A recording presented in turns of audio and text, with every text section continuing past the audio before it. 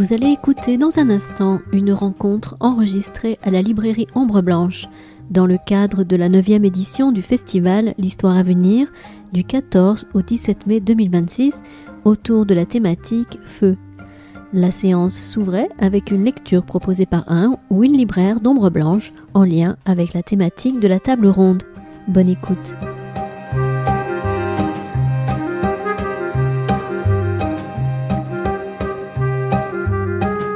Bonjour à toutes et à tous, merci d'être aussi nombreuses et nombreux un dimanche à 11h. Même moi, je pensais ne pas arriver à l'heure, mais finalement je suis là, avec Samuel également de la librairie Ombre Blanche. Comme vous le savez, avant chacune de nos rencontres, on propose une lecture de 3-4 minutes sur un texte choisi par nos libraires. Et donc Samuel, je te laisse à la lecture. Qu'est-ce que tu vas nous lire ? Merci Maxime. Je vais lire le tout début d'un texte de Giorgio Agamben qui s'appelle « Le feu et le récit », qui, une fois n'est pas coutume, m'a été proposé par Nicolas, ici présent du rayon littérature. C'est lui qui a débusqué le texte, c'est pour ça qu'on l'appelle le Magnifique. C'est une traduction de Martin Rueff. À la fin de son livre sur la mystique juive, Scholem raconte cette histoire qui lui avait été transmise par S.J. Agnon. Quand le Baal Shem avait une tâche difficile devant lui, il allait à une certaine place dans les bois, allumait un feu et méditait en prière. Et ce qu'il avait décidé d'accomplir fut fait. Quand, une génération plus tard, le Maguide de Messeritz se trouva en face de la même tâche, il alla à la même place dans les bois et dit « Nous ne pouvons plus allumer le feu, mais nous pouvons encore dire les prières. » Et ce qu'il désirait faire devint la réalité. De nouveau, une génération plus tard, Rabbi Moshe Leib de Sassov eut à accomplir cette même tâche. Et lui aussi alla dans les bois et dit « Nous ne pouvons plus allumer un feu et nous ne connaissons plus les méditations secrètes qui appartiennent à la prière. Mais nous savons dans les bois où cela s'est passé, ce doit être suffisant. » Et cela suffit.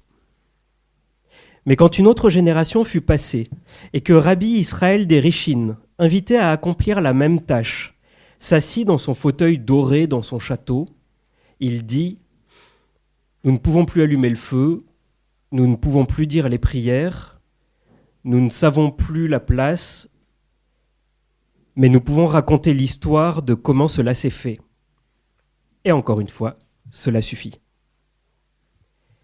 Il est possible de lire cette anecdote comme une allégorie de la littérature. L'humanité, dans le cours de son histoire, s'éloigne toujours davantage des sources du mystère et perd peu à peu le souvenir de ce que la tradition lui avait enseigné sur le feu, sur le lieu et la formule. Mais les hommes peuvent encore raconter l'histoire de tout cela. Ce qui reste du mystère est la littérature. Et ce, commente le rabbin en souriant, doit être suffisant. Le sens de ce « cela suffit » n'est pourtant pas aisé à saisir. Et le destin de la littérature dépend peut-être de la manière dont on peut le comprendre.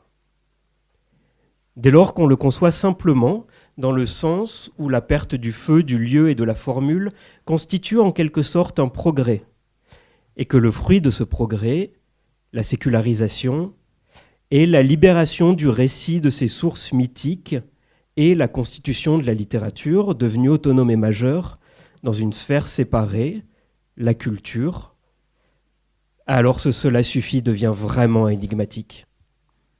Cela suffit, mais à quoi ? Pourrait-on se satisfaire d'un récit qui n'aurait plus le moindre rapport avec le feu ? Au reste, en disant « Nous pouvons raconter l'histoire de comment cela s'est fait », le rabbin affirmait exactement le contraire. Comment cela s'est fait signifie perte et oubli, et ce que le récit raconte est justement l'histoire de la perte du feu, du lieu et de la prière. Tout récit, toute la littérature est, en un certain sens, mémoire de la perte du feu. Merci.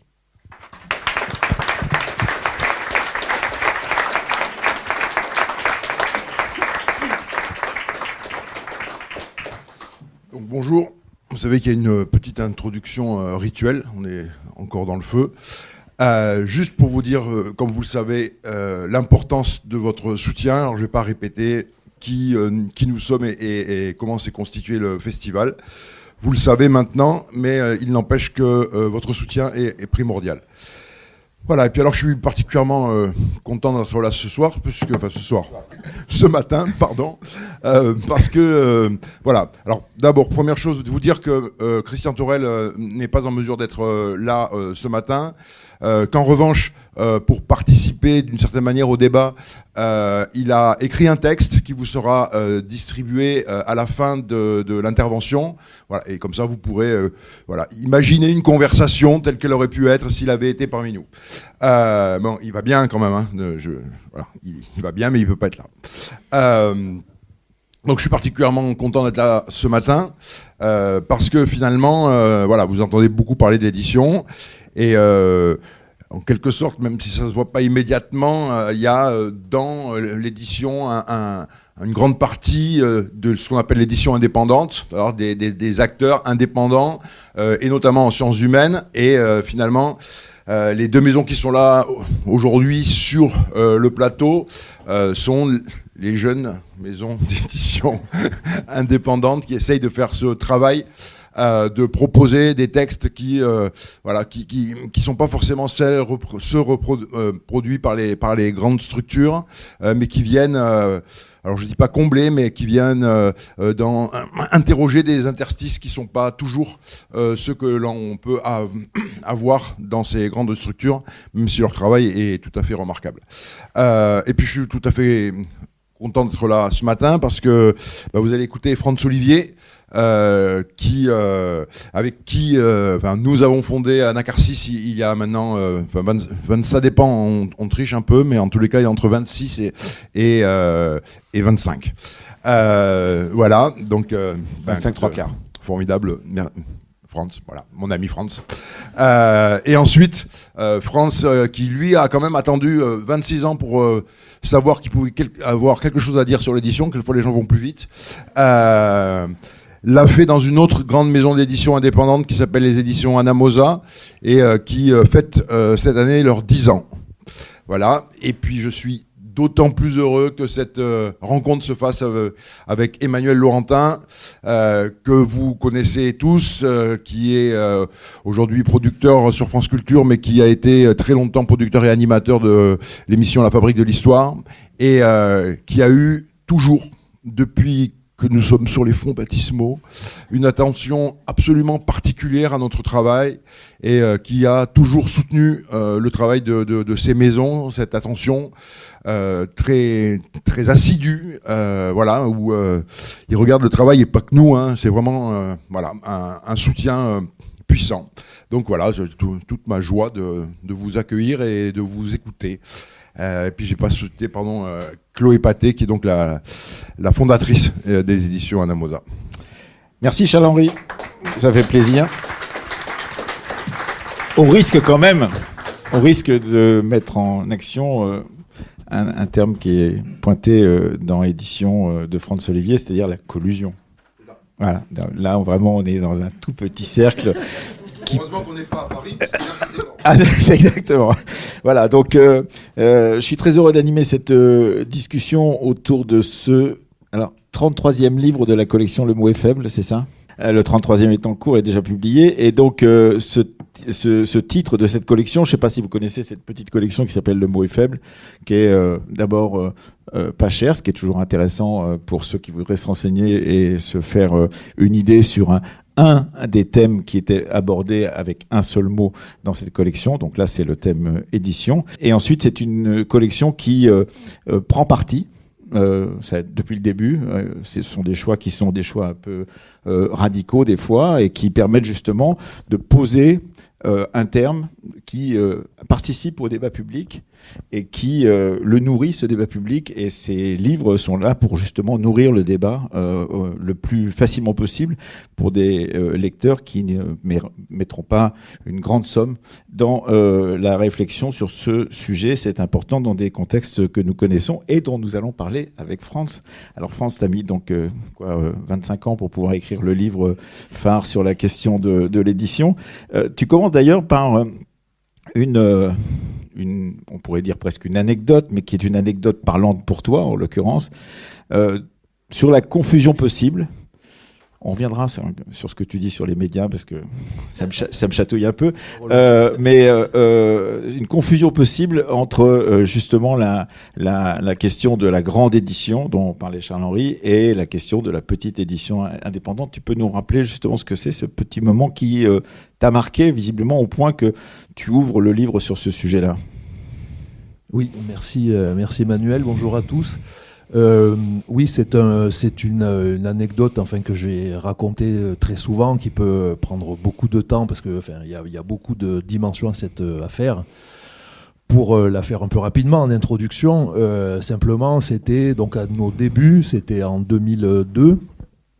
On nous avait proposé un traducteur qui avait passé sa vie à travailler sur un ouvrage du XVe siècle qui s'appelle Tirant le Blanc, qui a été écrit c'est un ouvrage traduit du catalan, un ouvrage qui avait été écrit par un petit chevalier désargenté de Valence, publié en 1497 à 715 exemplaires. C'est ce qu'on appelle un des premiers ouvrages imprimés, un incunable. Et donc on nous a proposé cet ouvrage-là à traduire. C'était une somme mirobolante, c'était près de 30 000 € de traduction. On commençait, il faut savoir que quand on s'est lancé, on n'avait absolument aucun capital. Donc, tête brûlée, on s'est dit, on y va, on publie le livre, ce qui nous a demandé du temps. Moi, j'ai démissionné du poste que j'occupais pour me consacrer entièrement à ce livre-là, à ce moment-là. Et on a publié ce bouquin qui fait 992 pages, qui est la première traduction française de ce livre sur le texte catalan originel. Et on publie ça, donc, en rentrant à ce moment-là en diffusion Belles Lettres. On reviendra sur ce que c'est que la diffusion tout à l'heure, probablement. Et l'ouvrage sort, et à ce moment-là, un certain nombre de journalistes font des recensions. Alors il y en a deux qui nous ont particulièrement marqués, puisqu'il y en a une qui était dans un journal genevois, dans lequel on nous soupçonnait en fait d'avoir repris une édition de la traduction française sur le texte italien qu'avait publié Gallimard. Donc autrement dit, on nous disait qu'on nous accusait en quelque sorte de contrefaçon. Puisqu'il était entendu que les éditions Gallimard avaient publié Tirant le Blanc et que donc Anarque ne pouvait pas publier ce titre-là. Ils étaient trop petits, trop jeunes, etc. Enfin, c'était quelque chose, c'était un réflexe. Et ensuite, c'était dans un journal qui donne surtout les programmes et avec des critiques de radio, télévision, cinéma, dans lequel le traducteur avait été invité à France Culture à l'époque, c'était Gilles Lapouge qui l'avait invité, et ce journal avait indiqué que le livre était paru chez Gallimard. Voilà. Donc c'est ça que qu'on avait assez mal pris. Donc on avait demandé rétractation. D'avoir cassé sa tirelire pour pouvoir faire une traduction et de l'avoir attribué, cette traduction à quelqu'un d'autre. Mais sans sourciller, c'était ça qui était difficile à encaisser. C'était comme si c'était naturel que Gallimard ait fait ce livre et pas nous. Alors, ce qui est assez étrange, c'est le vocabulaire que tu utilises dans ce petit livre qui fait un peu plus de 100 pages. C'est un vocabulaire de religieux, presque. Tu parles de foi, tu parles d'aura. L'aura, c'est ce qui entoure la tête des saints. Tu parles des offices. Les offices, je me dis, les offices... voilà. Donc, il y a des servants à l'office qui sont les servants de l'office. Est-ce que ces servants sont serviles? C'est une des questions que tu poses aussi un peu plus loin. Tu parles d'espérance. Alors, tu parles d'espérance de vie d'un livre, mais il y a quand même quelque chose de cet ordre-là. Et on se dit, c'est un livre qui accroche, qui tape un peu, même qui tape pas mal sur certains ou certaines de ce qu'on appelle la chaîne du livre. Et il tape parce que je pense que tu as de ton côté une vision de ce service qui est une vision fidèle de la foi, en l'occurrence, dans le livre. Alors, ce livre, effectivement, tu dis, le livre a une aura vertueuse aujourd'hui. C'est-à-dire qu'en gros, le livre servirait à tout, d'une certaine manière. Pourrait nous sauver, pourrait nous aider, pourrait nous soutenir dans les épreuves du quotidien. Et donc, il y a quelque chose d'assez religieux dans tout ça. C'est étrange parce que je te connaissais pas comme ça, mais voilà. Enfin, c'est ce que j'ai lu en tous les cas. Alors, oui, je ne l'avais pas vu venir. C'est le principe de base, hein, mais c'est que tu les vois pas venir. Non, mais c'est. Alors oui, on pourrait. Alors tout ce que tu me dis, évidemment, mobilise en moi un certain nombre de réflexions. Parce que par ailleurs, comme les marchands du temple, il y a l'argent qui corrompt. Et donc, effectivement, toi, tu serais d'une sorte de vision assez pure de ce que c'est que l'édition. Tu aurais cette vision-là. Et tandis que les autres se vautreraient dans le stupre et la débauche de l'argent qui coulerait à flot. Merci, Emmanuel. Merci beaucoup pour cette introduction. Maintenant, tu te débrouilles. Alors, qu'est-ce que je vais faire de ça ? Merci, non, vraiment merci. Parce que, il y a beaucoup de choses, en fait, qu'il a posées, qu'il a tronquées, qu'il a requalifiées. Comme tout journaliste qu'il soit. Qu'il a un peu... Voilà, il faut savoir que, en réalité... Alors, ce qui est intéressant dans ce que tu dis, par contre, c'est qu'il est vrai qu'il émane du monde du livre très rapidement une question qui revient en effet à des problèmes de foi. Alors, des problèmes de foi dans le sens où, moi, c'est ce que je dis un peu à l'introduction du livre, on est aussi dans une société qui provient des religions du livre. C'est-à-dire que le livre, depuis un certain nombre de siècles, est sacré pour nous, pour beaucoup de personnes, et que donc il a d'abord été véhiculé, c'est le plus grand véhicule qui ait été porté par le livre, ce sont des textes religieux. Et par conséquent, le livre possède quelque chose de sacré. Donc il y a probablement, dans ce que tu dis, en souterrain qui agit cette histoire profonde du livre, et qui probablement et possiblement anime, et c'est le cas de le dire, là aussi, un certain nombre de personnes qui se dévouent, et je continue, à se lancer dans le sacerdoce qu'est le livre. Voilà. Alors ça, disons qu'il y a probablement l'effet de l'objet lui-même, qui fait que s'en démarque un certain nombre d'éléments qui relèvent de la religiosité, en effet, qui relèvent de la foi, dont on ne peut pas évidemment faire l'économie.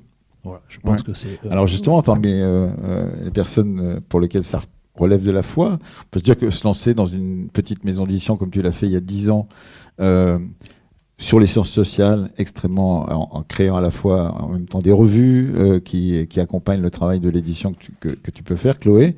Ça fait partie effectivement d'un acte de foi en tous les cas. Et on croit que ce qu'on appelle le marché trouvera une place pour qu'une maison d'édition comme Anamosa puisse s'installer, se développer et survivre. Oui, non, mais là, je rejoins tout à fait. Il y a cette foi et c'est une folie aussi mesurée. Et c'est une manière aussi de s'exprimer. Enfin, il y a toujours des choses à faire passer.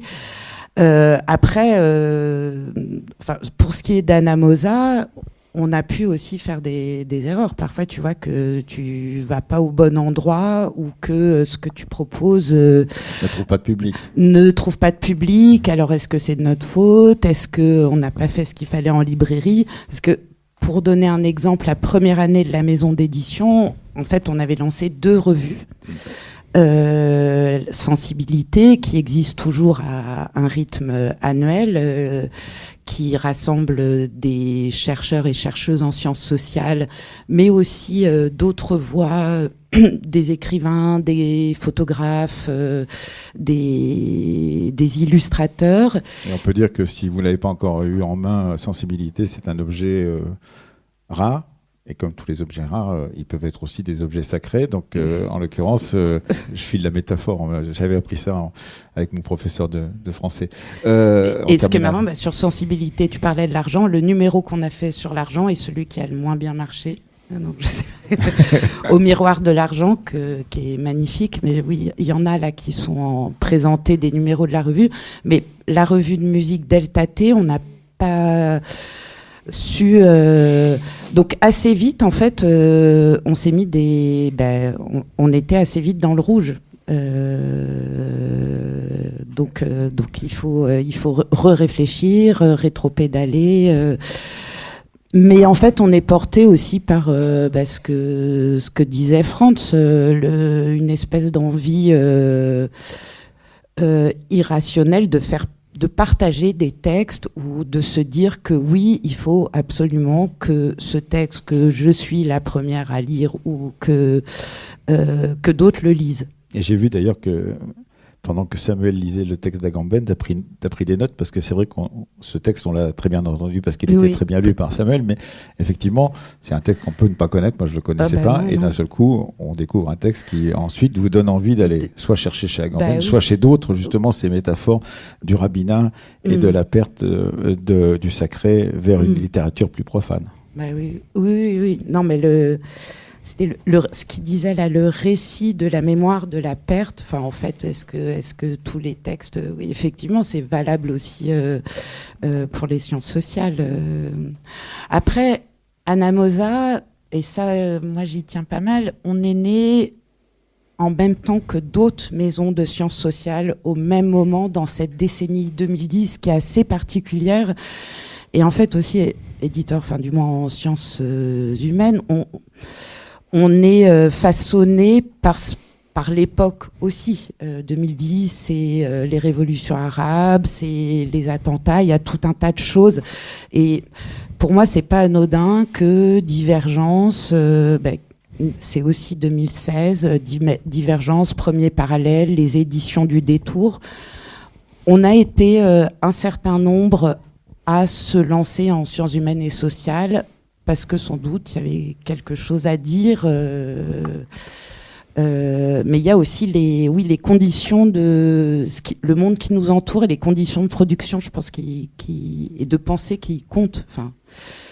Alors, il y a justement dans ces conditions de production, parce que en fait, ton livre, Frantz, c'est un livre sur la pratique. Qu'est-ce que être éditeur? Qu'est-ce qu'être auteur? Comment publier des textes?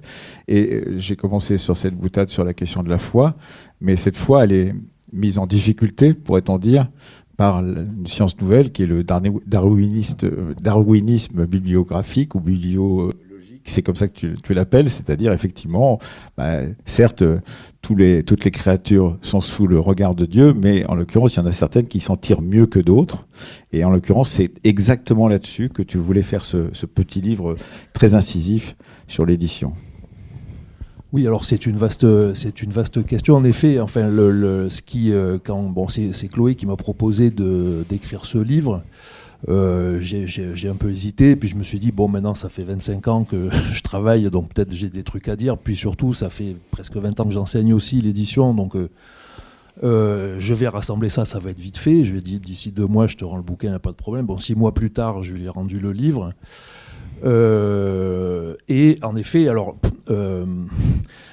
je pense que la question, enfin, de s'embarquer là-dedans, ça a été aussi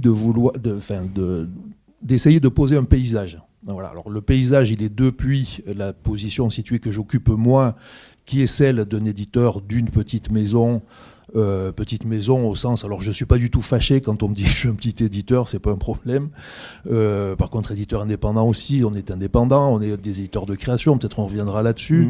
Mais en tout cas, oui, l'idée, c'était d'essayer de mettre en perspective le paysage tel que je le conçois maintenant, tel qu'il s'est modifié ces 20-25 dernières années aussi, en essayant de dessiner des tendances lourdes. Alors, c'est-à-dire, qu'est-ce qui pèse le plus sur le monde du livre aujourd'hui? C'était un peu ce que j'essayais de proposer, de mettre en perspective. Et les 2 choses qui me semblent peser le plus et le plus dangereusement sur le livre aujourd'hui, c'est ce que j'appelle la surproduction, enfin ce que j'appelle, je ne suis pas tout seul heureusement, la surproduction et le conformisme. Tu as plusieurs adjectifs, parce qu'il y a un gros travail des adjectifs, ou des substantifs, profusion extrême. tout cela est prétorique, c'est un entassement, c'est une surproduction. Donc tu as cherché plusieurs termes pour pouvoir décrire justement cette masse, à la fois masse des ouvrages en nombre, mais masse aussi en poids, puisque tu vas jusqu'à c'est plutôt le SNE, le Syndicat national de l'édition, qui traduit cela en poids, c'est-à-dire combien d'ouvrages sont pilonnés chaque année. 30 000 tonnes d'ouvrages sont pilonnés chaque année en France, donc effectivement ça fait beaucoup. Ça veut dire qu'il y a beaucoup d'ouvrages produits dans une sorte de cavalerie, pourrait-on dire, pour certaines maisons d'édition qui tentent, au milieu d'une production profuse, de trouver un ou deux ouvrages qui leur permettront de continuer à vivre l'année suivante. Oui, c'est ça. Enfin, alors, en fait, j'ai insisté au début en commençant par des chiffres exprès, c'est-à-dire que bien souvent, la tendance quand on parle d'édition, tout de suite on donne les violons, et donc on amène des histoires longues comme ça de chercheurs, de chercheurs de talent qui découvrent Beckett, qui en vendent 400 exemplaires pendant 15 ans, et au bout de 15 ans, Beckett devient Beckett, et c'est une très très belle histoire qui nous est racontée là. Ce qui est vrai, bien entendu, c'est aussi ça l'édition, mais je voulais essayer de ramener les choses au contexte actuel qui me semble être particulièrement étouffant. Et étouffant à cause du fait de cette surproduction, de ce conformisme, on en reparlera peut-être plus tard, mais en tout cas de ce que j'appelle la surproduction, et pour ça il me fallait des chiffres. Alors j'ai pris des chiffres du Syndicat national de l'édition, qui fait des enquêtes là-dessus. Qui doit être très content de s'être fait baptiser organisme patronal institué afin de protéger les monopoles. Voilà. Je signe. Et donc, il donne des chiffres qui, une fois qu'on les interprète, donnent lieu à la conclusion suivante. 1 livre sur 3 qui est produit en France aujourd'hui est pilonné.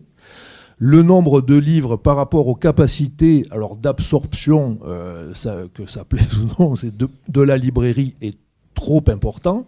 Donc il faut que ça roule vite. Autrement dit, un livre, comme je disais tout à l'heure, l'espérance de vie d'un livre sur table en moyenne, c'est 2 mois. Et ensuite, il y a un mécanisme de retour qui s'opère, et les retours, c'est-à-dire les invendus, sont la plupart du temps et de plus en plus pilonnés. C'est-à-dire qu'on est dans une situation aujourd'hui aussi où les lieux de stockage des grosses structures qui se chargent de la distribution, c'est-à-dire de l'achalandage des ouvrages depuis les sites d'imprimerie qui sont livrés jusqu'aux libraires, ces hangars-là sont pleins.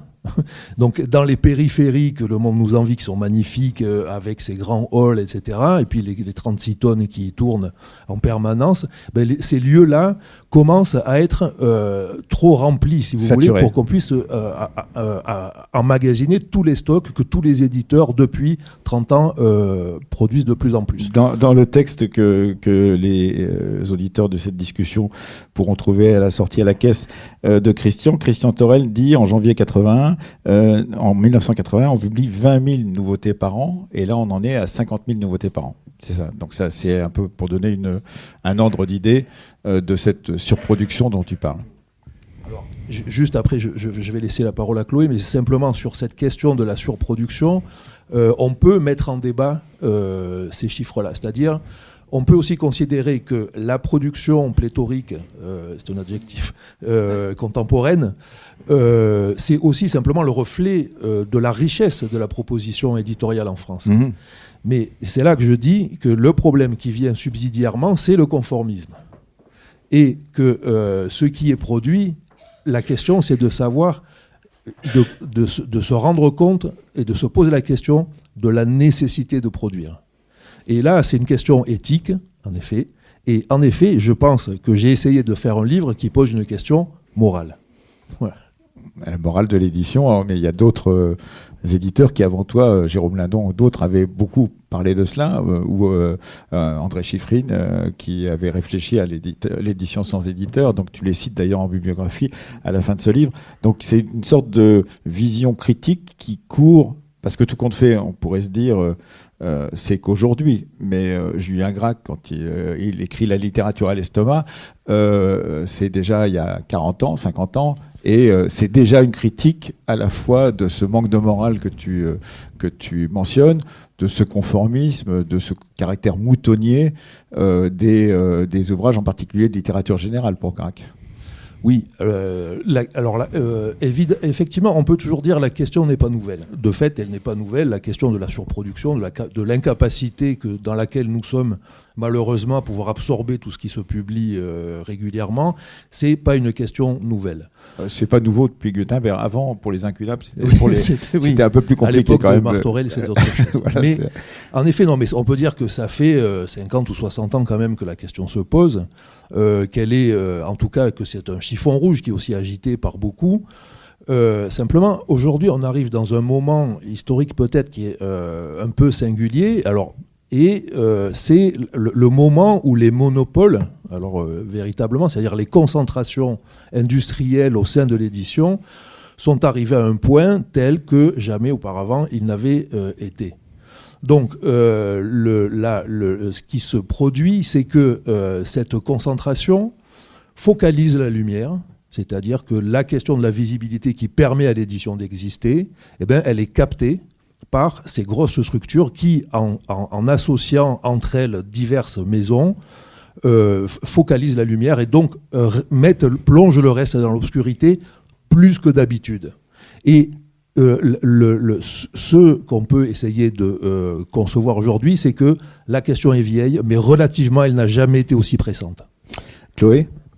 Oui, par rapport à ce que tu dis, c'est aussi ces groupes-là, c'est qu'il y a aussi des médias. Enfin, c'est de posséder aussi toute la chaîne en dehors même de celle du livre, des médias, des maisons d'édition, des librairies et les canaux de diffusion, distribution. Et c'est là où ça pose un problème. C'est-à-dire que toute cette chaîne justement de transmission du savoir, de la connaissance et des nouveautés. Et même l'écho pour faire connaître, et ce à quoi je pensais, pour rebondir aussi, la question de la surproduction, et ça tu l'expliques très bien dans ton livre, elle est aussi liée à la manière dont les éditeurs sont rémunérés de ce qu'ils font. Enfin, la tendance à la cavalerie, en gros, chacun se dit, il faut chaque mois que on a 6 mois en sciences humaines où on publie, parce qu'on publie pas l'été, il y a les moments réservés à la littérature, où il faut qu'on mette des livres dans les tuyaux, parce que, comme ça, on pourra facturer à notre diffuseur des ouvrages mis à l'office.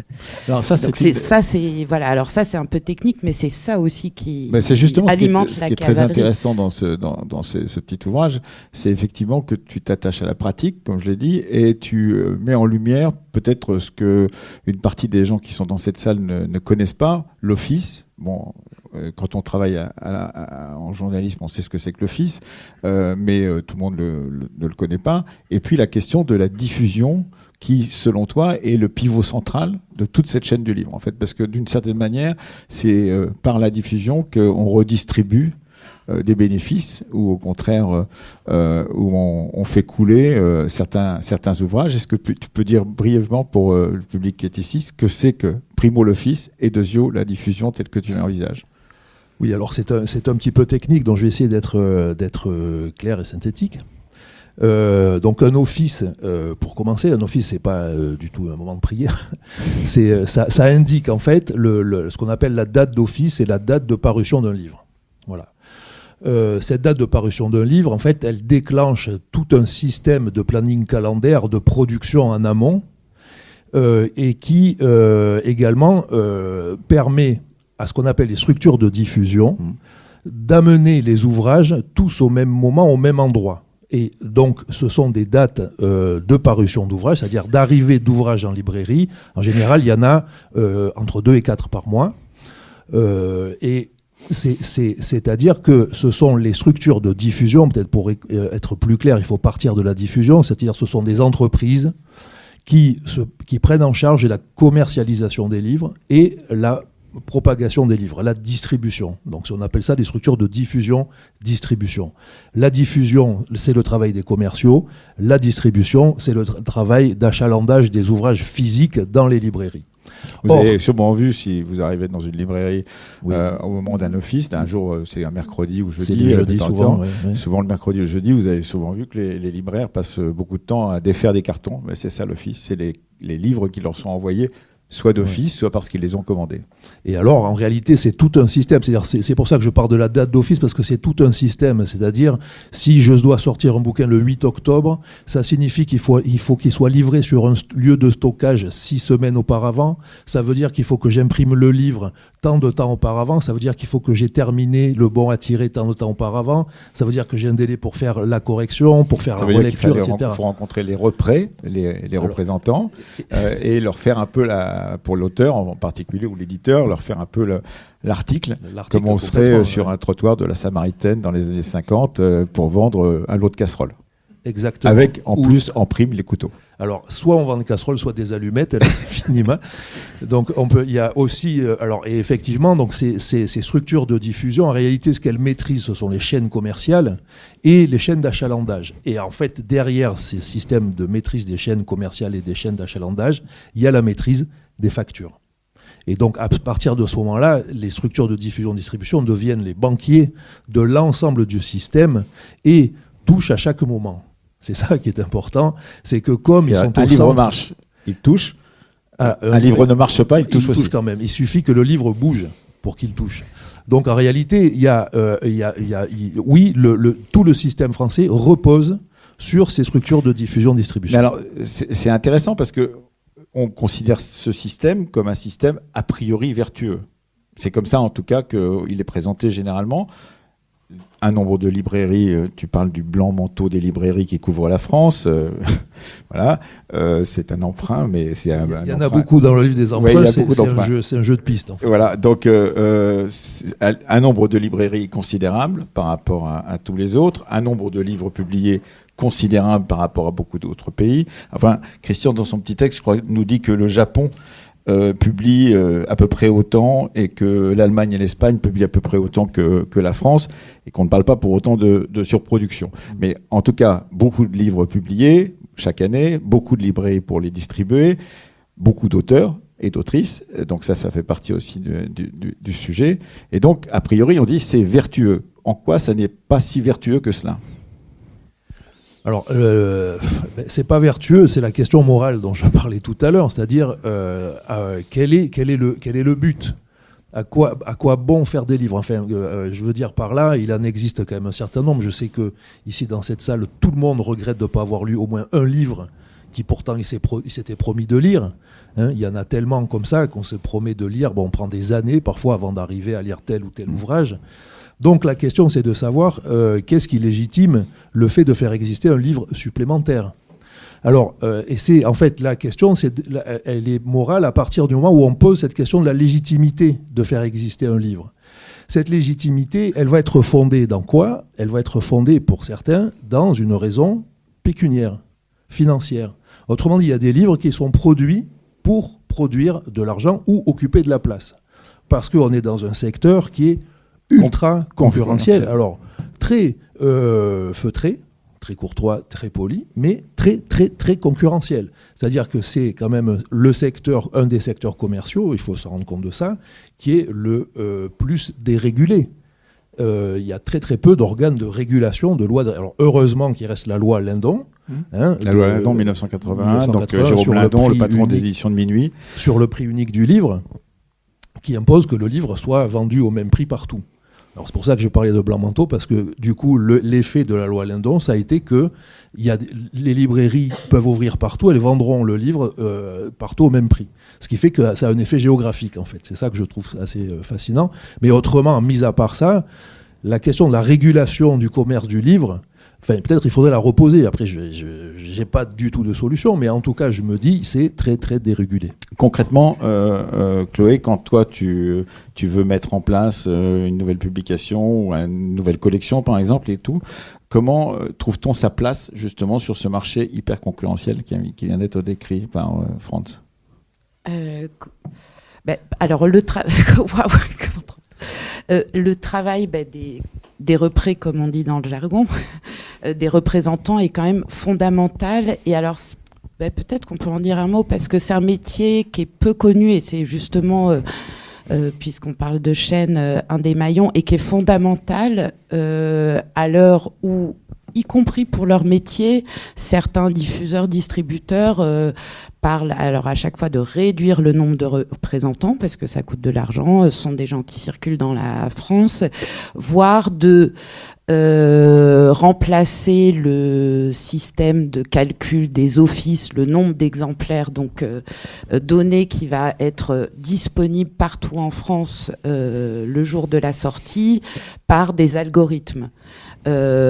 Or, leur rôle, ce sont les premiers après nous à parler du livre aux libraires. Ce sont des prescripteurs d'une certaine sont manière. des prescripteurs. Et alors, la difficulté de trouver sa place, dans tout le contexte qu'a décrit Frantz, on peut parler de chiffres très concrets. C'est quelle va être la première mise en place. Donc, et là, la tendance est quand même à une érosion assez vertigineuse.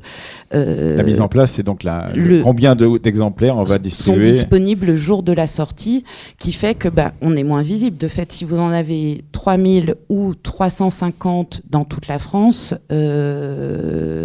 ça change tout. Comment on fait ? En fait, on s'agite un peu dans tous les sens. Il y a les médias, il y a le fait aussi d'entretenir des liens avec les librairies. Parce que c'est pas deux mondes séparés. Et il y a aussi le fait de justement aller défendre aussi les livres sur le terrain. Et là, l'implication des auteurs et autrices quand ils sont vivants, ou des traducteurs est hyper importante. Ça change tout. Ça change tout. C'est-à-dire qu'en fait, dans un monde effectivement de plus en plus virtualisé, on y verra peut-être tout à l'heure où tu parles du flux plutôt que la matière, d'une certaine manière, la matière du corps d'un auteur ou d'une autrice, c'est important. D'ailleurs, vous êtes là, c'est pour être face à un public. Et donc, d'une certaine manière, c'est important parce que par ce biais-là, l'auteur ou l'autrice, et dans une manifestation comme l'Histoire à venir, c'est tout à fait flagrant, va donner envie, va parler en son nom propre, va expliquer ce qu'il a voulu faire et peut-être déclencher, c'est un terme terrible, un acte d'achat. C'est ça. Oui, alors je t'en prie, reste poli. Reste poli, s'il te plaît. Oui, alors ça, alors un acte, de toute façon, on n'est pas dupes, Chloé et moi, bien entendu, on est aussi des vendeurs. Je veux dire, l'édition, c'est un commerce. Donc il faut savoir participer de ce commerce-là aussi. La question, c'est de savoir, en regard de ce qu'on a décidé de publier, de l'impératif légitime de la publication dont je parlais tout à l'heure, en regard de ces éléments-là, comment est-ce qu'on peut vendre ? Et qu'est-ce qu'on vend ? C'est-à-dire selon quel, alors là on va peut-être selon quel argumentaire, selon quelle raison on peut communiquer pour laquelle on vend des livres nous aussi. Alors ça veut dire qu'il y a un mot dans le vocabulaire français, même international, ça s'appelle média. Média, c'est entre deux mondes. Et donc c'est ce mot qui va falloir, ce type de personne qui va falloir convaincre en partie de donner de l'écho à ce qu'on a publié. Oui, bien sûr. Alors les médias. Et de la visibilité. Oui. Alors il s'agit de gagner en visibilité. C'est-à-dire de toute façon, c'est la notion cardinale de la vente, où qu'elle soit, mais sans doute dans l'édition en tout cas particulièrement, c'est la visibilité. Il faut être vu. Donc là, on se fait voir, voilà, par exemple. Donc il faut être vu et tous les moyens sont bons pour être vu d'une certaine façon. Donc évidemment que tous peut-être pas quand même. Non, mais tous peut-être. Non, rappelle-toi, je suis quand même très vertueux. Je suis un petit curé, donc non, tous non. Mais en tout cas, l'idée, moi, c'est ce que j'appelle un peu l'agitation du démarrage d'un livre. Il faut s'agiter un petit peu dans tous les sens pour faire signe que ce livre-là existe et qu'il peut être vu, etc., etc. Et donc là, on va mobiliser en fait, moi, il me semble que de plus en plus, ce qu'on va activer, ce sont des canaux de connivence. Qui vont de proche en proche. Là, vous en avez un exemple assez incarné, disons. Donc, on va être de connivence avec... Alors, d'abord, il y a des chaînes comme ça qui vont des auteurs aux éditeurs, puis des éditeurs aux imprimeurs, puis des éditeurs aux médias, puis des éditeurs aux libraires, et puis ensuite, ça remonte. C'est-à-dire que aussi, on est à l'écoute aussi de ce qui se passe en librairie, en passant par les représentants, par les commerciaux, etc. Donc, tout le monde, ça forme quand même un monde qui est extrêmement solidaire, alors aussi concurrentiel, c'est-à-dire on pourra reparler du prix d'un livre, combien va à toi, combien à moi, etc. Enfin, la répartition d'un prix de livre, c'est aussi tout un débat sur lequel on peut revenir. Mais en tout cas, l'idée, oui, c'est de trouver des solutions, de se rendre visible. Et à partir de là, alors, moi, je vois un problème que j'ai déjà souvent évoqué, c'est je ne veux pas obliger les gens à lire les livres que je publie. Je suis dans une situation qui est très pénible de me dire, si vous ne voulez pas lire le livre que je publie, vous avez le droit de le faire. Et ce geste un peu émancipateur, c'est précisément celui qui n'est pas adopté par les grosses structures qui sont éminemment commerciales, qui, par contre, elles cherchent des solutions pour produire un public qu'on appelle captif, qui n'aura pas le choix, finalement, d'acheter ou pas tel ou tel livre. Et c'est là qu'il y a une situation de domination qui se met en place par les effets structurels dont je parlais de concentration tout à l'heure, qui, encore une fois, reviennent à nous mettre d'autant plus en danger. Bon, évidemment qu'ensuite, je ne dis pas ça pour dire je ne veux pas vendre mes livres, ce ne sont que des objets vertueux qu'il faudrait regarder de loin et admirer, etc., comme un pagne exotique d'un Tahitien ou je ne sais pas quoi. Non, c'est pas ça. Hein. Mais les livres sont à disposition. Voilà. Et ensuite, je fais confiance au lecteur. Et ça, c'est quelque chose qu'il faut peut-être essayer de propager comme idée, qu'on peut prendre le risque de faire confiance aux gens. Alors effectivement, faire confiance au lecteur, faire confiance parfois aussi aux médias qui malheureusement sont des médias complaisants. On ne trouve plus de critiques de textes, mais des informations que l'on transmet vaguement dans un verbiage souvent convenu. Comme vous pouvez le voir, effectivement, c'est une façon assez formidable de décrire le travail des journalistes qui sont au milieu de tout cela. Mais bon, c'est un peu fishing for compliments aussi, mais voilà. On en est où là de cette question du rapport aux médias qui sont complaisants? D'une certaine manière, les maisons comme les vôtres, elles bénéficient aussi de médias qui sont complaisants. Mais complaisants parce qu'ils trouvent intéressant le travail de recherche que vous faites, de sortir Tirant le Blanc de l'anonymat dans lequel il était auparavant, etc., etc. Donc il y a toujours cette difficulté, c'est-à-dire que il y a des médias qui sont complaisants avec les très grandes maisons qui font des très grands tirages avec beaucoup de bruit autour. Et puis il y a des médias qui sont complaisants aussi avec les petites maisons qui, justement, font un travail acharné pour faire sortir des textes remarquables que personne n'a jamais lu auparavant. Je te laisse la parole. Mais sur la question de la presse, appelons-la... c'est lié... Tout ça est lié aussi, il y a la question de la surproduction. Quand vous avez 500 nouveaux romans à la rentrée littéraire, forcément, les journalistes des pages littéraires, ils vont pas tout lire. Donc là, il faut dire pour les auditeurs qui sont là qu'on reçoit généralement les épreuves, ce qu'on appelle les épreuves, c'est-à-dire le livre pas totalement terminé. On les reçoit souvent sur PDF. Aux alentours du mois de mars, avril, mai, juin, ça dépend, pour les livres de la rentrée littéraire. Et donc, ça laisse aux quelques critiques littéraires, par exemple, des grands journaux, la possibilité de lire parmi ces 500 ouvrages qui vont être publiés à la rentrée, une dizaine d'ouvrages entre le mois d'avril et le mois de septembre et de faire leur papier, etc., etc. Si on a une rédaction pléthorique, voilà. Ce qui n'arrive plus, de 10 personnes, on peut en lire ça peut faire 100 livres lus par ces gens-là, mais il en reste quand même 400 qui vont rester dans l'anonymat complet et qui vont disparaître à la rentrée.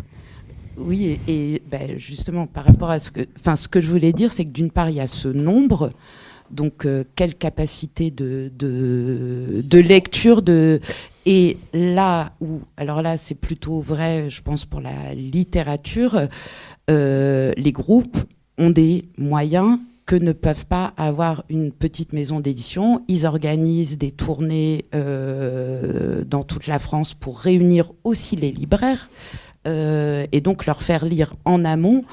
une maison d'édition indépendante comme Agulot, qui fait de la littérature qui a 10 ans aussi, ne peut pas financer des tournées ou comme vous, qui faites aussi de la littérature. Je pense que vous le faites pas,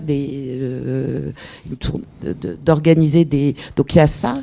Alors là, pour le coup, on voit la question des moyens et donc d'accès à ces nouveautés à venir. Et sur la presse, il y a ce que tu disais, les rédactions, enfin la presse papier, là aussi les ventes s'érodent, les rédactions sont réduites, il y a de plus en plus de pigistes.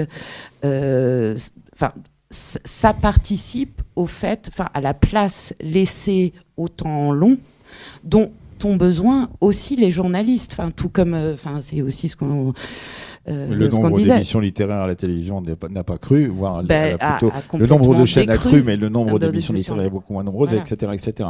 Voilà, donc ça a un lien aussi là.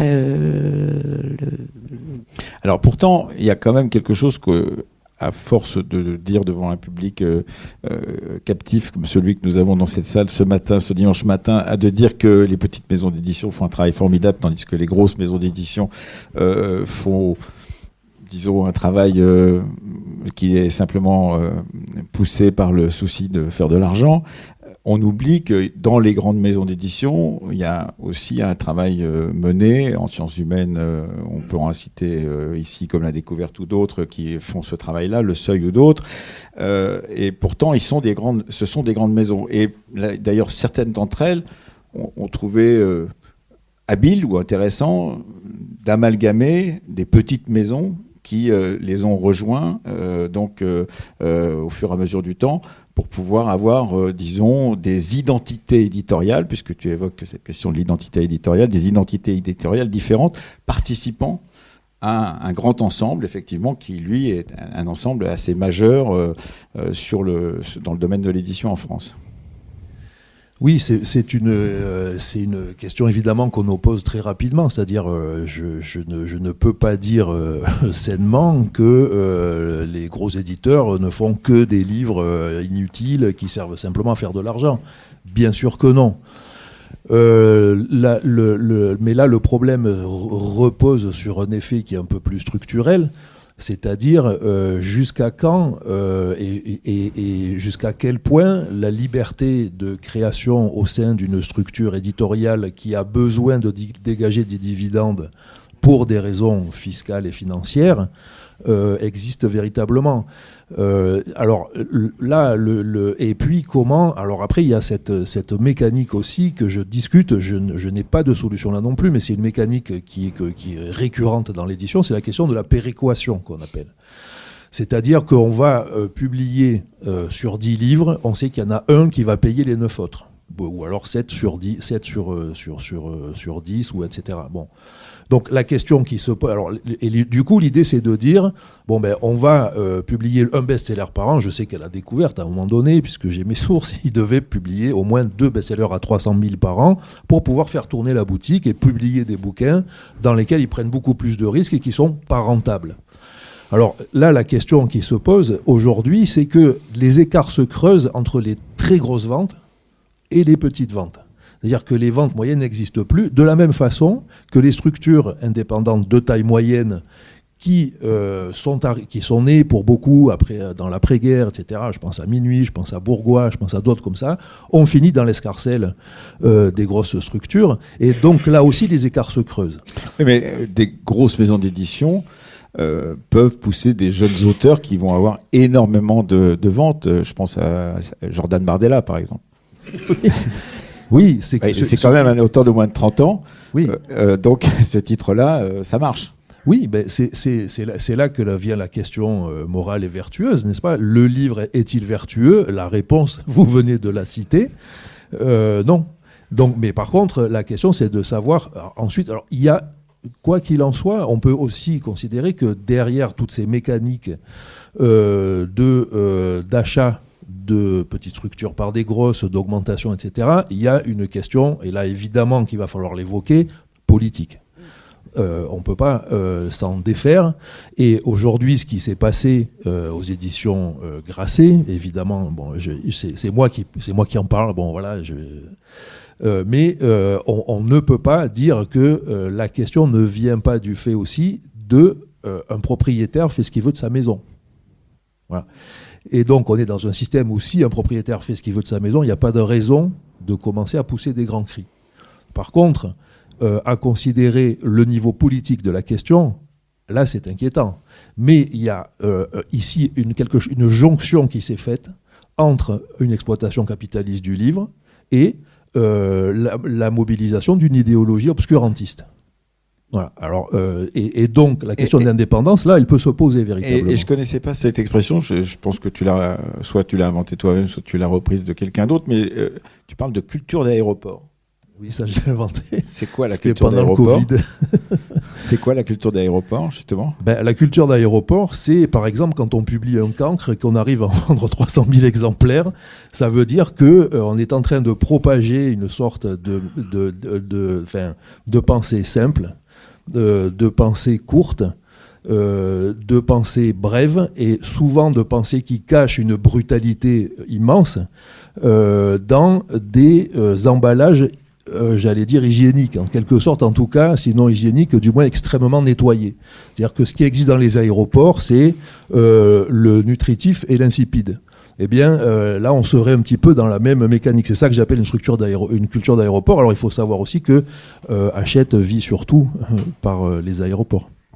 Oui, grâce en particulier à ces librairies qu'on trouve un peu partout, qui sont librairies d'aéroports ou de gares, effectivement. Oui, mais alors et puis après, quand je parle de conformisme, c'est ça aussi, c'est-à-dire que alors c'est on peut pousser un raisonnement très loin, c'est-à-dire se dire que ces structures ont besoin de dividendes, donc elles ont besoin de vendre vite, parce qu'elles maîtrisent aussi les canaux de diffusion, les flux, etc. Donc pour vendre vite, on fait simple, on produit des ouvrages qui sont facilement fabriqués, qui sont facilement écrits, qui sont facilement lus et facilement oubliés. Donc là, on est dans ce que j'ai appelé ce qui est la production du flux. Et alors, moi, il y a effectivement une phrase qui résume un peu tout ça dans ton livre, qui m'a un petit peu choqué, parce que je n'imaginais pas comme ça, c'était l'édition appartient à l'industrie du divertissement. Ben oui, mais ça, moi, après 40 ans de travail là-dedans, j'imaginais pas que je travaillais dans l'industrie du divertissement, mais c'est bien de me le rappeler. Oui, j'essaye d'appeler un chat un chat. Et en plus, je suis aussi très client, moi, de divertissement. Je veux dire, je lis beaucoup de polars, de récits d'aventure, etc. Enfin, c'est pas un problème qu'on soit du divertissement. Par contre, si on est du divertissement simplement pour produire des flux qui doivent dégager des dividendes à la fin, c'est-à-dire dans cette espèce de mécanisme qui est d'abord et avant tout financiariste et qui se suffit à lui-même, c'est une espèce de tautologie de l'argent pour soi. Là, je suis obligé éthiquement, politiquement, de me positionner contre.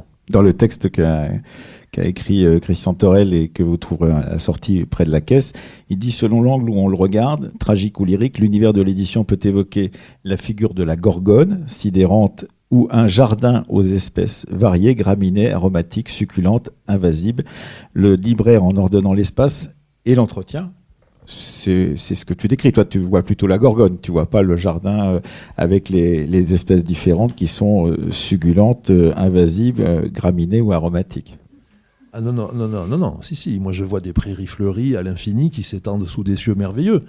Non, absolument pas. Je suis... Enfin, sinon, je ferais pas ce boulot. Enfin, je veux dire autrement, je vais pas battre ma coulpe en permanence, etc. Bon, non.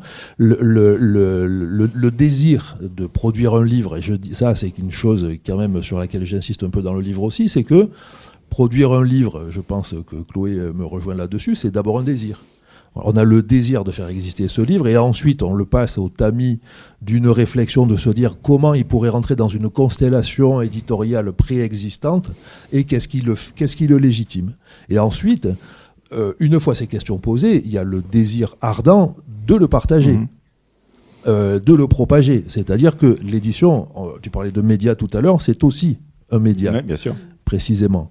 Donc voilà, je pense que c'est en fait, il faut essayer peut-être de rabattre toutes les questions qui sont souvent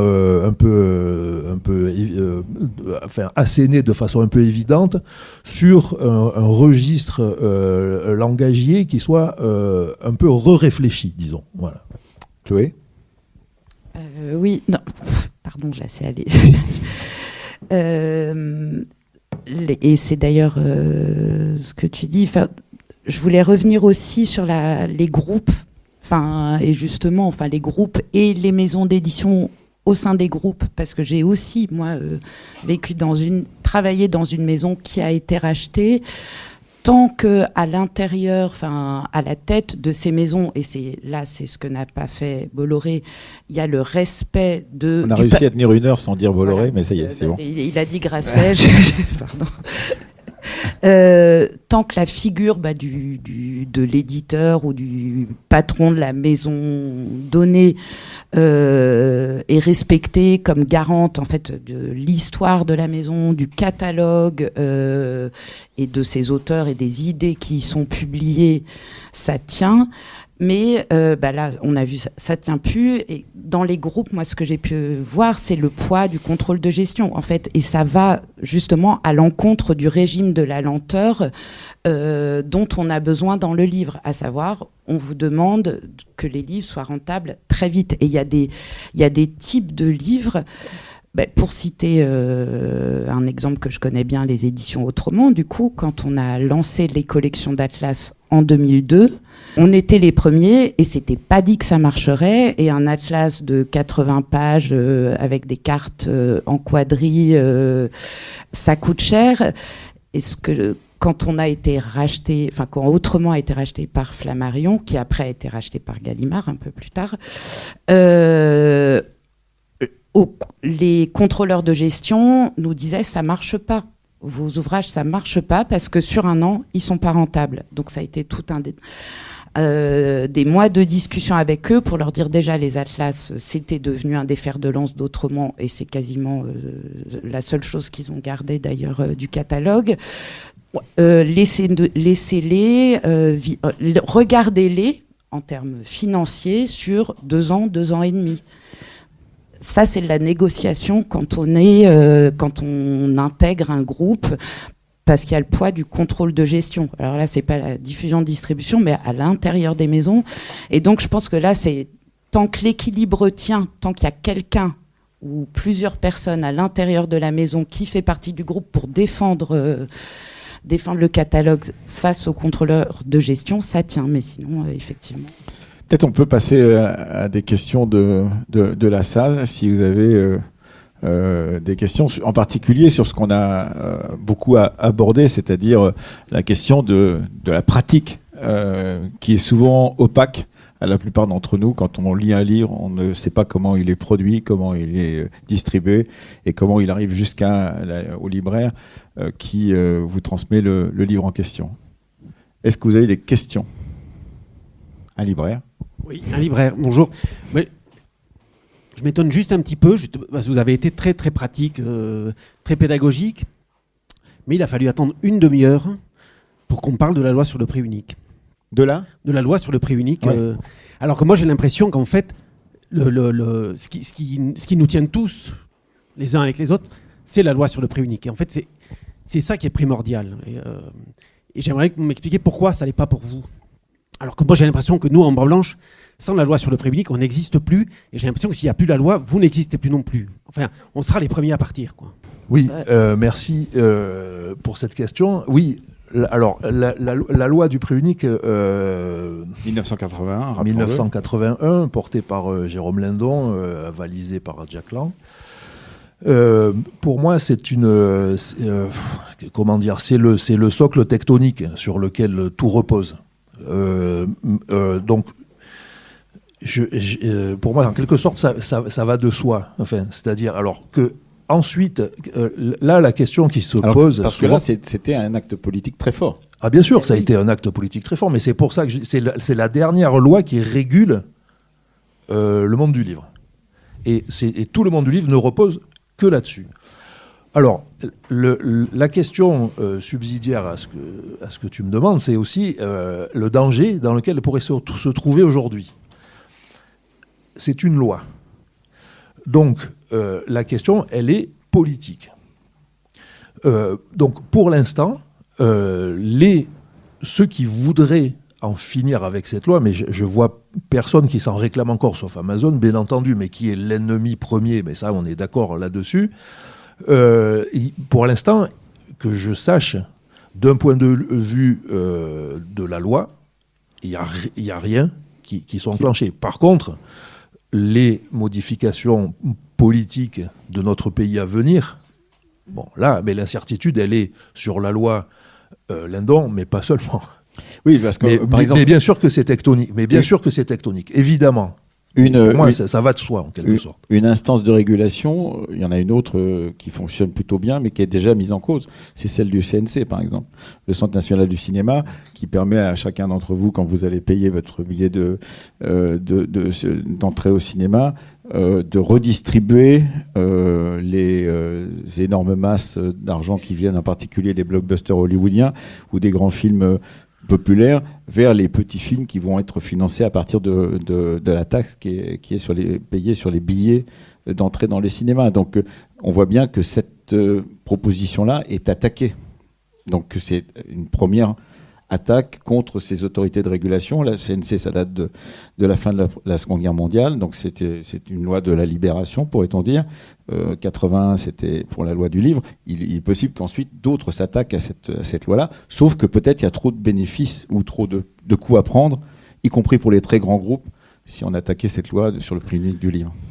Oui, parce que ça irait tout de suite. C'est pas dit que finalement les groupes financiers soient contre cette loi, en fait. Donc, de ce point de vue-là, moi, je suis pas très inquiet sur ce sujet-là. Par contre, après, il est clair que ça fait très très longtemps qu'il n'y a pas eu de projet législatif pour le livre qui ait été porté. Je veux dire par là que moi, il me semble que justement le complément de la loi Lindon, c'est le nombre de librairies possibles en France. Or, Chloé et moi sommes tributaires de ce blanc manteau de neige de librairies sur le pays. Et la question, c'est plutôt, au vu de ce qui se passe dans les centres-villes et la question des loyers des centres-villes, c'est le problème du maintien des librairies dans les centres-villes.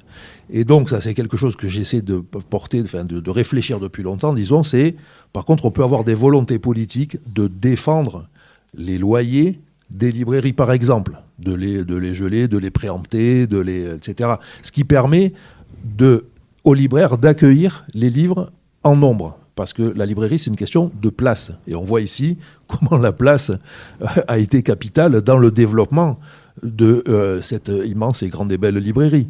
Donc, si la question de l'existence des librairies, c'est l'accueil des livres à l'intérieur, ça veut dire qu'elles ont besoin de place. Et la place, elle est chère dans les centres-villes. Oui, donc peut-être qu'il y a une législation à porter. Cette semaine, certains libraires parisiens ont publié sur les réseaux les prix des loyers, des librairies. C'est les mots à la bouche. Les mots à la bouche, c'est ça c'est à 5500 ? Oui, ça a augmenté leur loyer a augmenté de, je crois, 1200 € en l'espace d'à peine 3 ans. Et donc, ça devient de plus en plus difficile pour certaines librairies de pouvoir à la fois exister à l'endroit où ils étaient. D'ailleurs, les mots à la bouche ont changé de lieu. Avaient déjà déménagé. Pour des raisons spéculatives, oui, d'ailleurs. Parce qu'elle se trouve en plein marais à Paris. Et effectivement, il y a beaucoup de prétentions à d'autres types de commerces pour pouvoir s'installer dans ces endroits-là. Et donc, effectivement, ça fait partie des discussions aujourd'hui. Maxime ? À mon sens, il y a aussi une obstruction à la circulation des livres. Ce sont les tarifs de la Poste qui ont évolué en juin dernier. Jusqu'à l'année dernière, envoyer, je prends mon cas précis, 4 livres en Australie, notamment des livres pour enfants qui sont quasiment introuvables là-bas, des livres pour enfants en français, j'entends. Ça me coûtait entre 8 et 10, 12 € si vraiment je forçais la dose. Actuellement, comme ce tarif a été supprimé, alors c'était un tarif qui avait été créé, je ne sais pas quand, pour assurer le rayonnement culturel et intellectuel de la France. Je peux vous dire que la France ne va plus rayonner, parce qu'actuellement, ça me coûte entre 25 et 30 € le même poids de livres. Donc, bon, je le fais, j'adore mes petits-enfants, donc il n'y a pas de souci. Mais je peux vous dire que chaque fois, quand même, c'est gloops, parce que, de fait, ça... Je veux dire, je leur envoie un livre de moins, quoi, parce que je peux pas, j'ai pas un portefeuille extensible. Et j'ai l'impression que ça, c'est complètement passé sous les radars. Je ne sais pas ce qu'il en est pour vous, les libraires présents dans la salle, si vous bénéficiez de tarifs spéciaux pour envoyer comme ça à l'étranger. Mais pour les particuliers, je peux vous dire, c'est mort. Hein.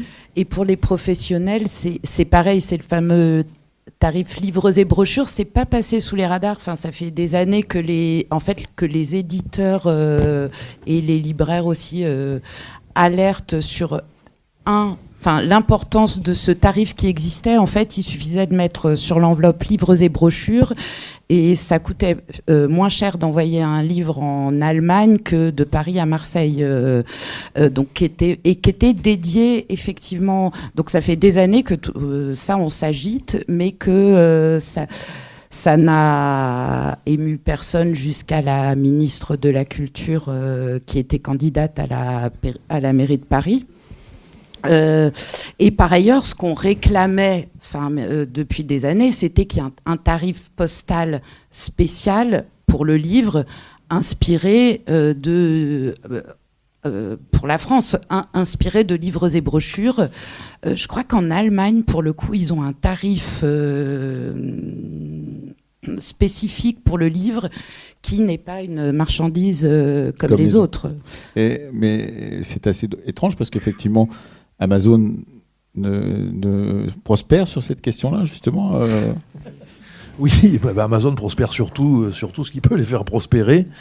En brisant, enfin, on les connaît, c'est des pratiques commerciales ultra offensives qui jouent avec la loi, qui voire s'en abstiennent, et donc comme ça parviennent à proposer des services ultra attrayants pour qui n'est pas averti de ce qui se cache là derrière, puisque même par exemple, combien de temps Amazon n'a pas voulu déclarer combien il perdait d'argent pour pouvoir tenir ces offensives commerciales absolument délurées. Sans compter d'ailleurs que dans ton livre, vers la fin, il y a une petite excroissance qui parle de la question du flux et donc de la dématérialisation des livres aujourd'hui.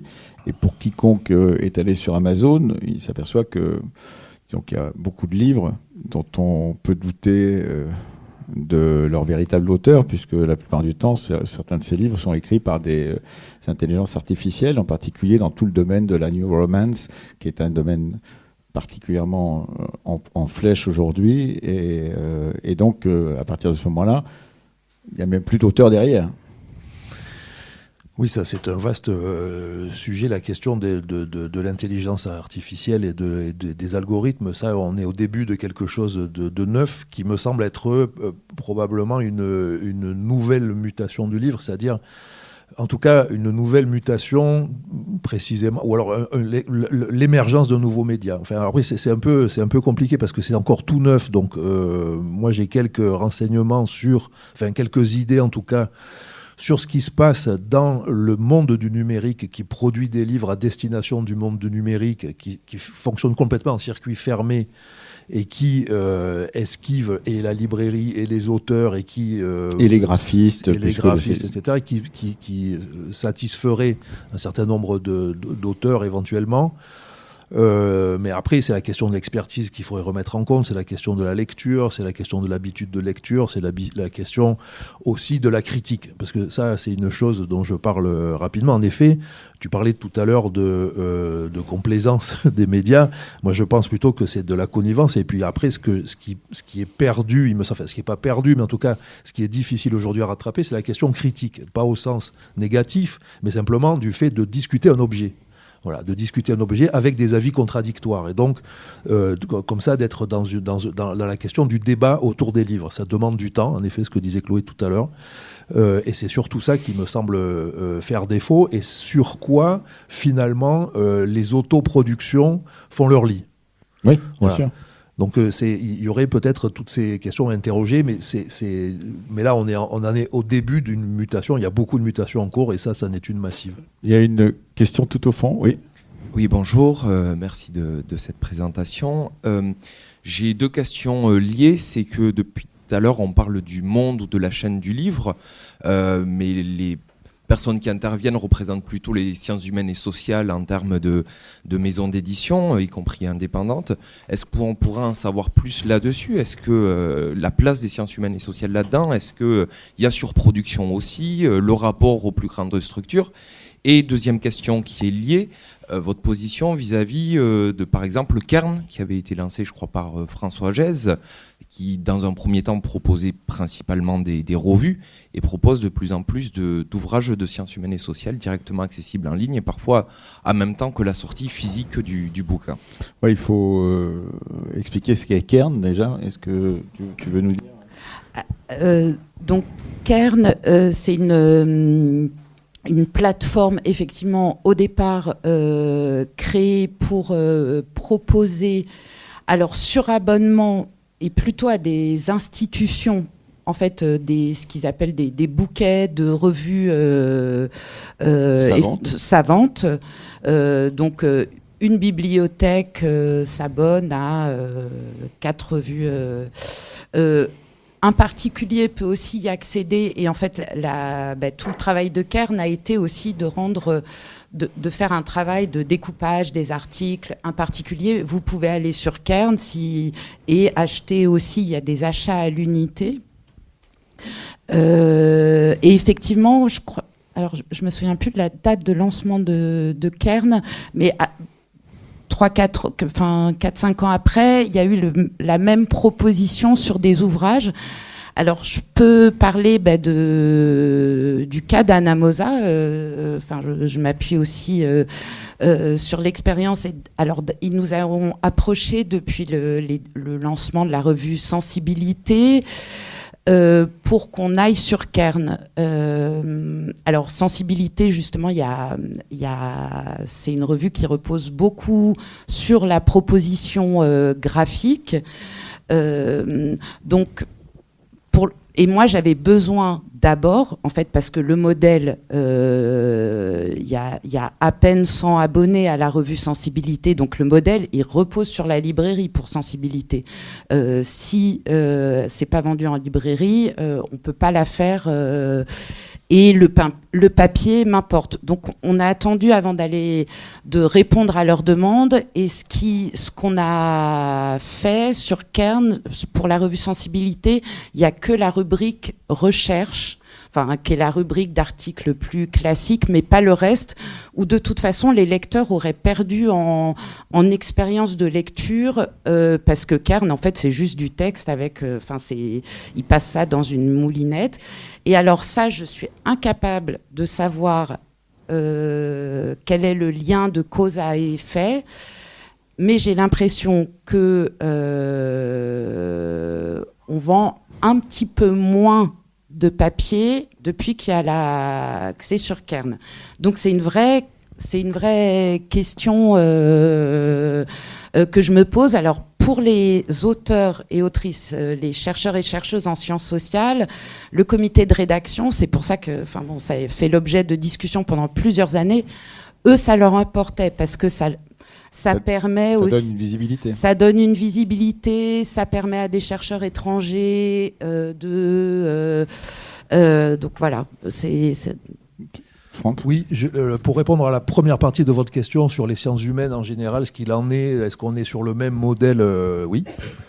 Mais alors moi, c'est une question qui me passionne assez, en fait, et notamment sur l'histoire, qui est le secteur qui m'intéresse moi davantage. Mais bon, c'est vrai aussi en anthropologie, c'est vrai un peu partout. Ailleurs, c'est que je pense qu'il y a une question consubstantielle entre la production du savoir en sciences humaines et les modalités éditoriales. C'est-à-dire qu'au fond, pour donner des exemples, au fond, on nous avait dit depuis que je suis né en 1971, plus jamais de biographie en histoire.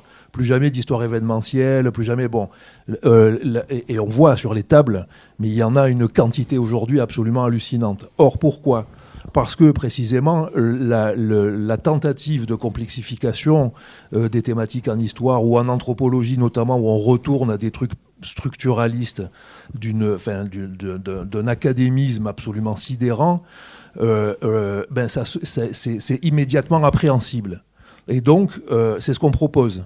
Hein, on y va, on nous donne des fiches, on nous envoie des livres qui sont en fait des trucs, des ouvrages qui sont des fiches mises à la suite les unes des autres, etc., sur des thématiques qui sont souvent assez alléchantes. Ça, c'est l'idée géniale des éditeurs que de dire on va vous faire l'histoire du Pacifique, on va vous faire l'histoire des chevaux, l'histoire de je sais pas quoi.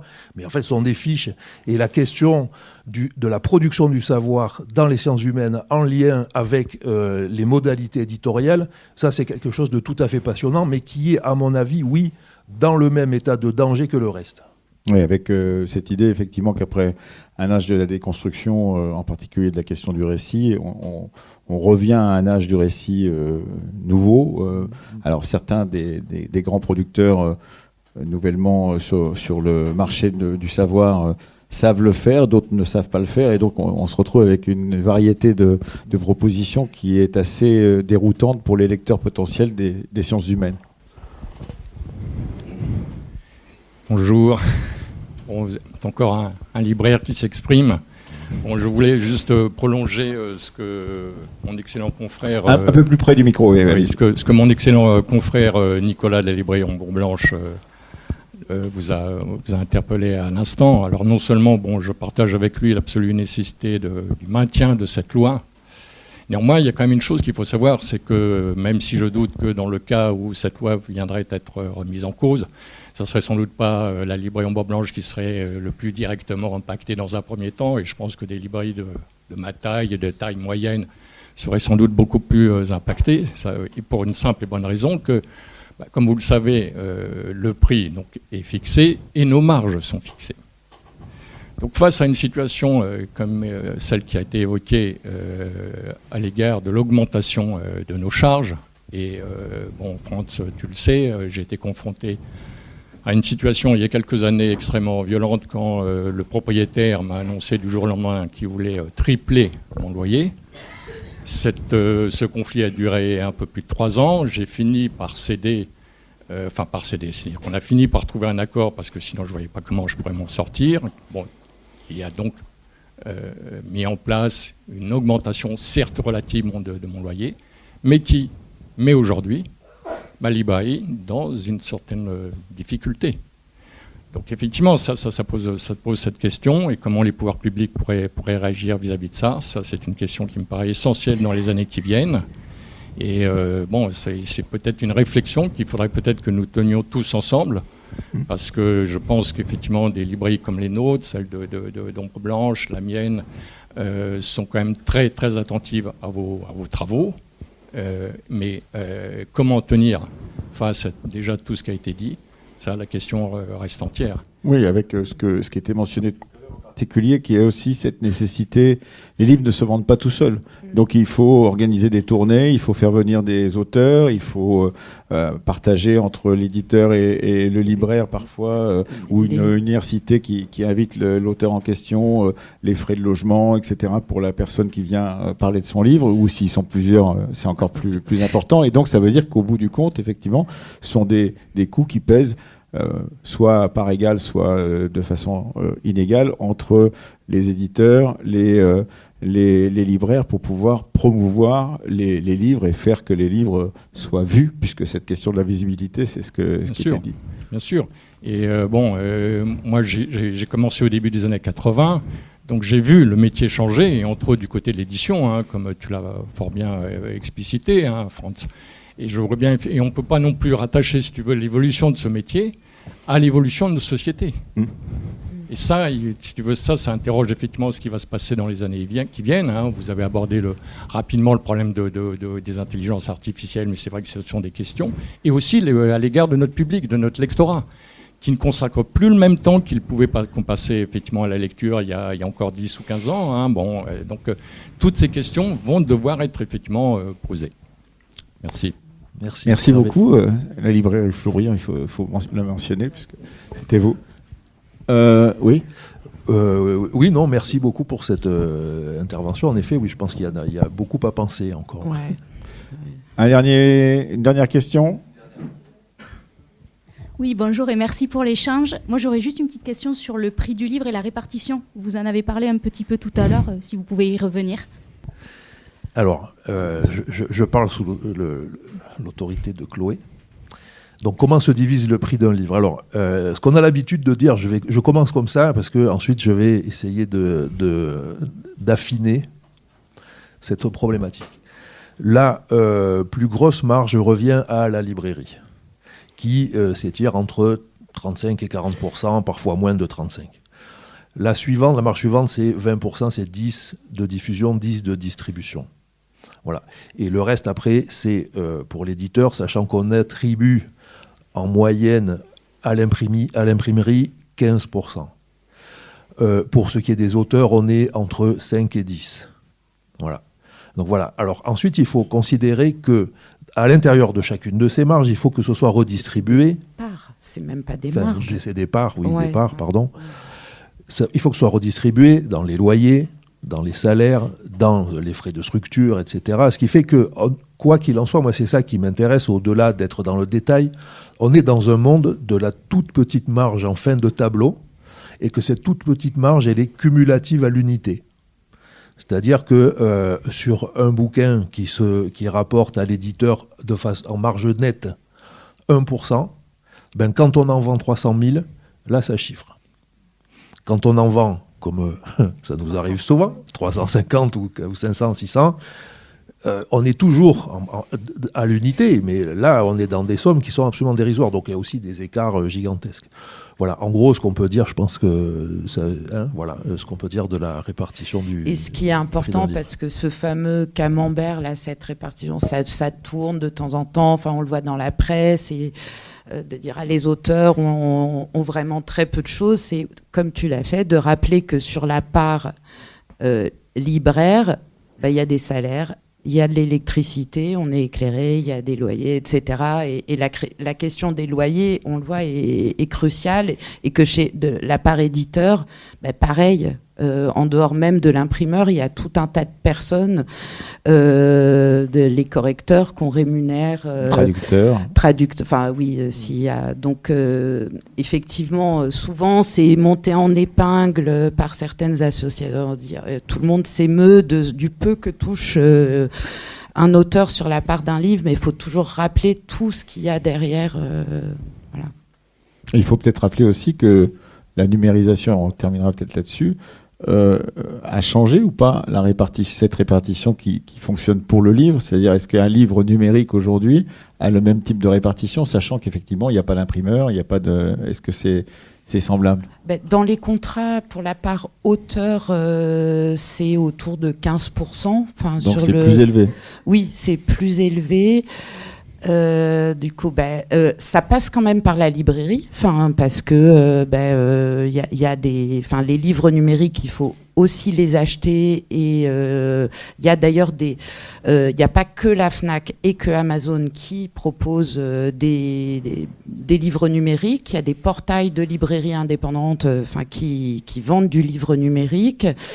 Et sur la part en diffusion, là, je crois. J'ai un trou sur combien on touche un peu plus, parce que c'est pareil, là aussi, ça passe par le diffuseur-distributeur. Enfin, moi, quand je fabrique l'EPUB, je l'envoie sur une plateforme, le livre numérique, et